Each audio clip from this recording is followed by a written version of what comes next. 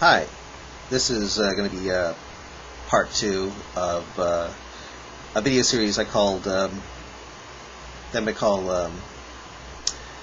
Muslim Impossible, and I'll be giving it no name as I send it to Burning Man coming up in a couple of weeks. Okay, this is continuation. This is part 2. Okay.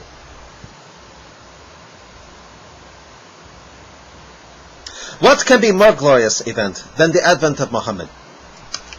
Oh, I can think of a few, like, say, the second coming of Jesus Christ, who came after the Old Testament. Jesus came after the Old Testament, too, you know, and whose message announced God's existence to billions. That, again, would fit Jesus Christ through his followers, the people of the book. How can it not be Jesus?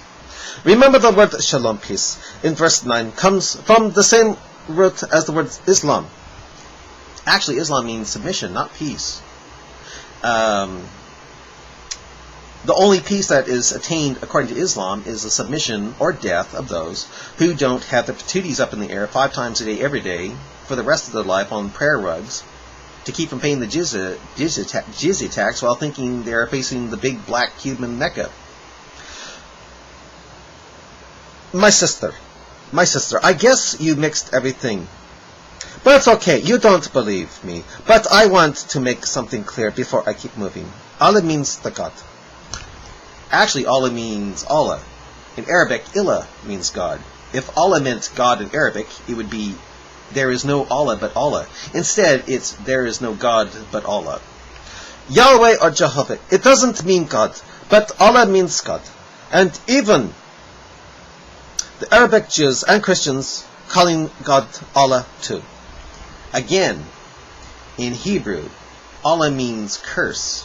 Yahweh is God. And nowhere is Elohim called Allah in the before scriptures. Thanks to the discovery of the Dead Sea Scrolls, we know it wasn't even Allah in 150 BC. Here is proof. He then shows me a video that supposedly shows Allah, you know, in the Bible. I don't see it. But anyway, then I say, and that won't be taqqiya you sent me, right? Did you see the name? Did you see the image? The meaning of God is Allah, even in the Jews' text, the Hebrew text. But again, was it to Allah or Adonai? In Christianity, you submit, sorta, to Jesus Christ by accepting him into your heart. The Qur'an accepts that all the prophets descending from Adam are submitters, are Muslim submitters. The word Islam has the connotation of peace. Well, when you are conquered, you are more peaceful. Until then, you are thought of as being under Dar al-Harb, and thus have to be fought. See Quran 9, verse 29. The Jewish word shalom and the Arabic word salam stem from the same root. Perhaps so. As for the prophet who prophesies peace, shalom, when the word of that prophet comes to pass, then it will be known that thy Lord has truly sent the prophet. Jeremiah 28, verse 9. But how is it Muhammad, not Jesus, like the Christians may believe? The word peace, in its translation, has the same root as the word Islam. The 2 prophets, Christ and Muhammad, who came after Muhammad, announced 1, that there was one God. 2, they worship only one God. 3, to believe in all messengers of God. 4, the man was to believe in all day of judgment. 5, the man should lead an honest life. 6, that man should not kill his kind or commit theft. 7, and that man should protect the needy and the orphans, etc. Actually, the Jesus of the Injil came to the Jews and later preached the doctrine of salvation of grace through St. Paul. According to the expressions used in the Old Testament, the proof of prophethood was whether the message brought was one of peace, Islam. No, actually, the proof of a prophet was that he be right in all of his prophecies, because if he was wrong in just one, he was considered a false prophet. Would you like me to give you that scripture? And whether his word turned out to be true, does the sun ask permission of Allah to rise again, like Prophet Muhammad said? Thanks to the message brought by Muhammad, billions of people, billions of people,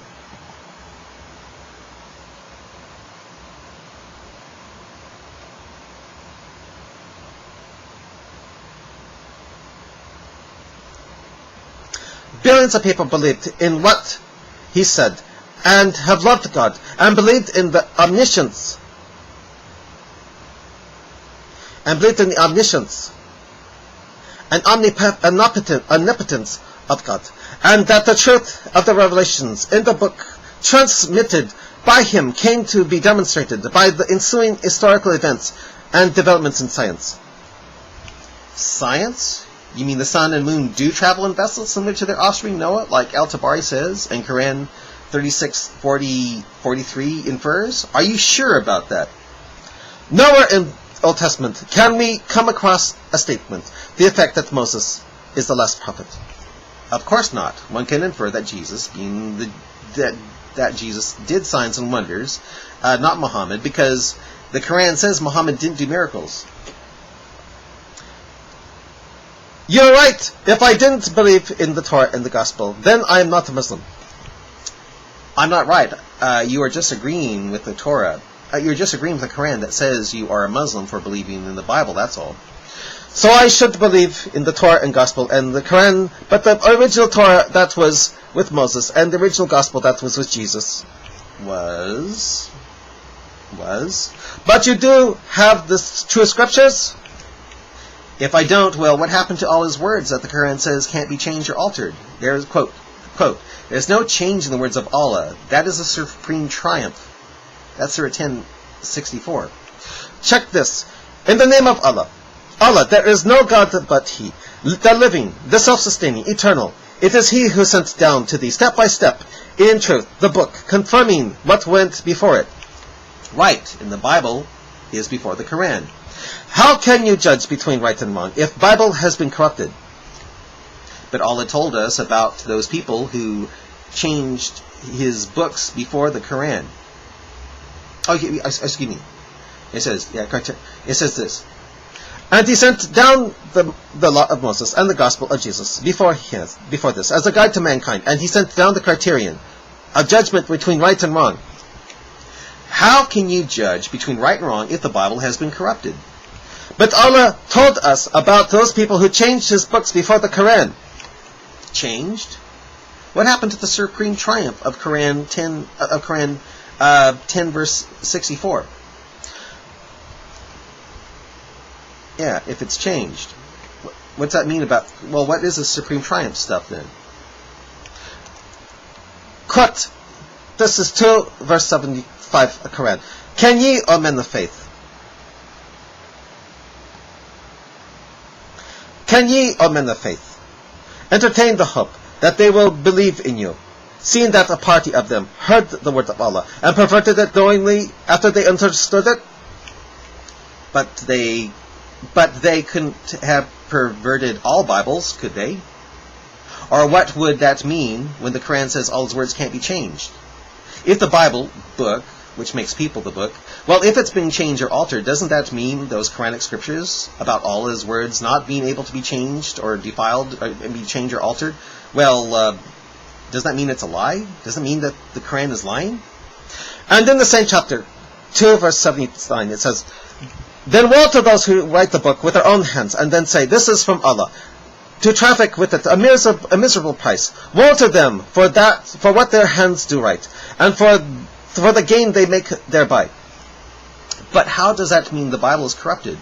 I mean, you seem to be contradicting yourself when you say you do believe in the Torah and the Gospel. I mean, if all His words are corrupted in the book, how can a person in the book obey Quran 5 verse 68, which tells them they have no ground to stand upon unless they stand firm upon the Torah and Injil? Why are you to come to them for their reading the Bible if you are in doubt about the Qur'an. See Qur'an 10:94. So yes, I believe in the original books, not this fake one. Where are those original books? To say such a thing, well, aren't you saying that the Qur'an is an error when it says all his words, the Bible, can't be corrupted? And you know how many versions of Bible do you have? Well, I'll tell you this. If there is more than one, then the Qur'an is a lie for saying all his words can't be changed or altered, true? I mean, if there was corruption, how can a person in the book, quote, stand firm upon the Bible, unquote? Why are you to go to a person in the book if you're in doubt about the Qur'an? See Qur'an 10, verse 94. How can you follow Qur'an 4:136? It goes as follows. O ye who believe, that's Muslims, believe in Allah and His Messenger, and the Scripture which He hath sent to His Messenger, and the Scripture, the Holy Bible, which He sent to those before Him. Any who denieth Allah, His angels, His books, that's the Holy Bible, His messengers, Jesus and the Injil, and the Day of Judgment, hath gone far, far astray. How can you follow this Scripture if all His words, the Bible, have been corrupted, making the Qur'an a lie when it says all His words can't be changed or altered? The supreme triumph. How?